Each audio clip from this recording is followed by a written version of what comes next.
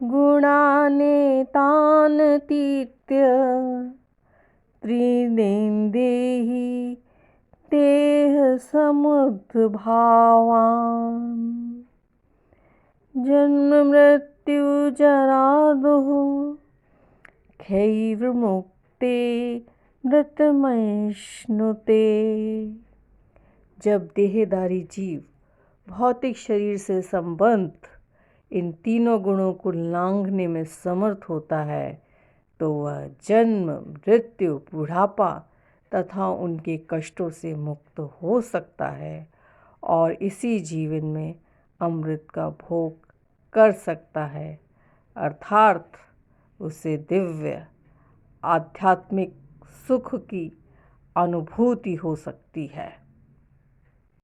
उपरोक्त श्लोक के अनुसार आप समझ ही गए होंगे कि आज हमारी चर्चा का विषय है साल्वेशन अर्थात मोक्ष और प्राकृत में मोक्ष। इस जीव की पुद्गल से मुक्ति अर्थात जन्म और मरण के मृत्यु से मुक्ति। The life of cycle that we know, we birth, we get death, and after rebirth and again death. If we want to free from this cycle, it means we want to free from birth and that is salvation.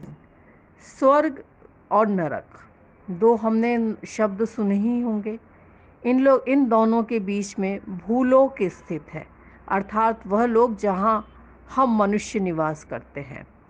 तीन लोक की रचना हुई और स्वर्ग, मध्यलोक और नरक।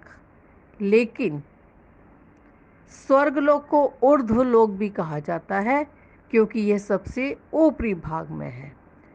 तो इस लोक के अग्रभाग में सिद्धशिला विराजमान है, जहाँ पर वही आत्माएं जाती हैं जो कि जन्म और मरण के चक्र से मुक्त हो जाती हैं, इस नश्वर देह से अपनी आत्मा को अलग कर देती हैं।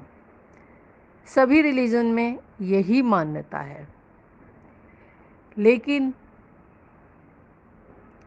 जैन धर्म में ही एक अलग मान्यता है, वो है सिद्धशिला।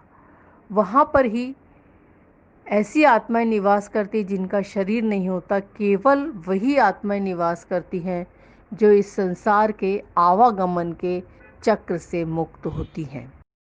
एक छोटी सी कहानी सुनाकर अपनी चर्चा का समापन करना चाहूँगी। साल्वेशन यानी कि according to Buddhism that is nirvana, कल्याण या कैवल्य की प्राप्ति। जब महात्मा बुद्ध अपने रथ में घूमने जा रहे थे तब उन्होंने देखा कि एक बीमार व्यक्ति है, एक व्यक्ति का मृत शरीर शमशान की ओर दाह संस्कार के लिए जा रहा है। तो उन्होंने अपना निष्कर्ष दिया कि संसार में दुख है, दुख का कारण है, दुख का निदान है और दुख से मुक्ति संभव है। यही मुक्ति, उन्होंने इसे कैवल्य का नाम दिया, अर्थात फिर आत्मा शरीर को धारण नहीं करती है और वो ऊपरी लोक में जाकर जन्म और मरण के बंधन से मुक्त हो जाती है। यही साल्वेशन है, मुक्ति है, कैवल्य है, निर्वाण है। अब मैं इसके बारे में और चर्चा करना चाहूँगी, लेकिन फिर और कभी। Okay, bye bye.